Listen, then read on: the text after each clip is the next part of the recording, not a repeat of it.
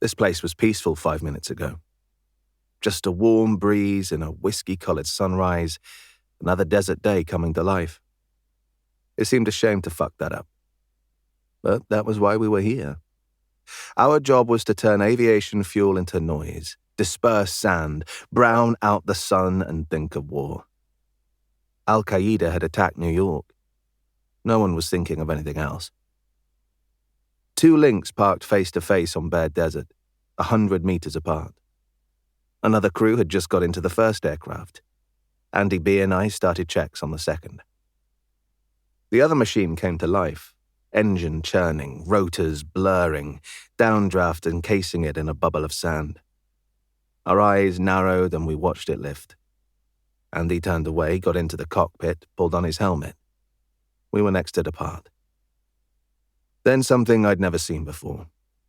That big, dark, churning cloud stopped just 30 feet up. I could see the lynx's nose dip and watched as the whole bloody thing started coming back down. What the hell? It hammered nose first into the desert, the tips of 4 blurred blades red hot as they slammed through the sand. The lynx bounced upwards, punched down again. I was looking at a giant version of a bonfire night sparkler twirling around in a child's hand, a huge, screaming wheel of fire in the dark. And this 5-ton, rotor-legged catastrophe was somehow stumbling towards us. Too late to board our aircraft. I shoved Andy deeper into the cockpit, some instinct saying he'd get at least some refuge from this imminent disaster. The nose struck ground again, bounced back, sparks flying, blades buckling. That steel was not designed to carve up desert. The immense torque driving it towards us would rip it to pieces from the inside out. Something came my way like a meteorite, a chunk of aircraft careering out from wailing darkness. It thumped the sand to my side with freight train force. I knew there'd be more as this mangled mess crashed again. It was like my boots were glued to the earth. I was bursting with adrenaline yet fastened by fear. I had no idea what to do, no time to do it. Without thinking, my eyes closed, my hands went over my ears and I turned. I put my back to it all, left it to fate. And everything stopped. Not even the sound of the desert anymore. I couldn't tell my story before. A first attempt back in 2008 didn't work out. I was still serving at the time, and every word was scrutinized by my commanding officer, CO. I was banned from revealing material that would have helped put a reader in the picture. I was forbidden from detailing involvement with special forces and other combat actions. I had to avoid operational data, various parameters, flying heights, intel, mission briefs.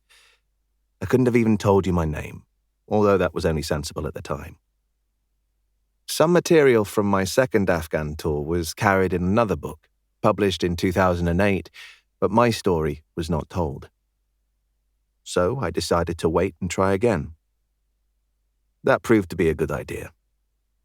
At the time, both the war in Afghanistan and my military career had some distance to run and plenty of surprises to deliver. And I've come to realize that my transition to civilian pilot has been an important, though turbulent, part of the process of repurposing my military mindset. Much of this book comes from diaries I kept while deployed, and much comes from vivid memories. It is the story of my journey from airsick boy to airman, from gazelle to Apache, from Northern Ireland to Afghanistan, from training to survive to training a prince to attack, from unleashing a genuine dream to unleashing verifiable hell. Apache at War is the story of my decisions, both in life and in combat, decisions that made me who I am today.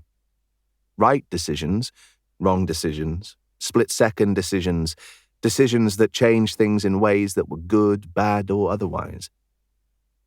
It tells of being the youngest, of being the first, of refusing to fail, of refusing to become inhuman when humanity seemed hard to find. It is about looking at the options and taking the decision to become as ferocious and professional as possible at the same time.